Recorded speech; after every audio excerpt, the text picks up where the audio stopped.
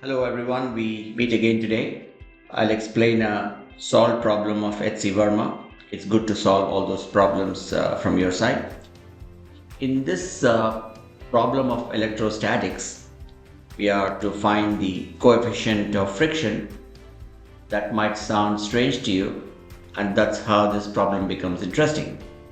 There are two charged spheres which are placed on the ground, so there is friction there, and because they are charged, there is an electrostatic force between them. Let's see how to solve this. Didn't really expect a T-Rex to look at the charged spheres. Anyway, let's get the theory straight before dealing with him.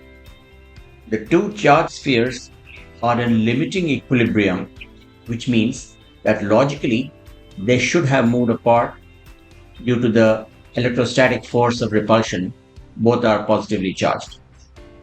But there is a friction between these spheres and the ground, and due to the coefficient of friction, that frictional force is preventing the spheres from moving apart.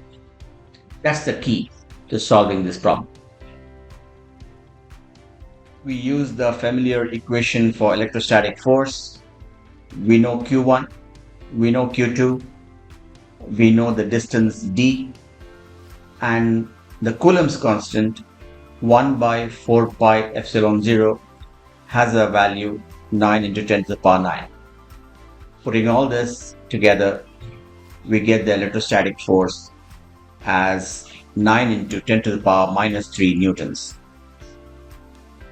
The sketch shows that the electrostatic force for the charge 1 is acting towards the left.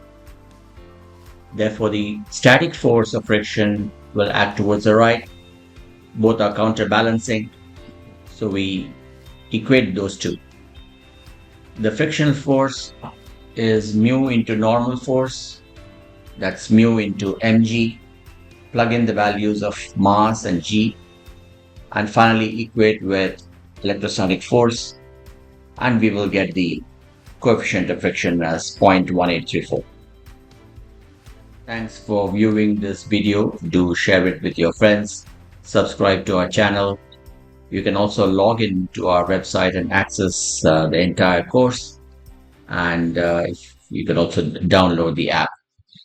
Have a great day.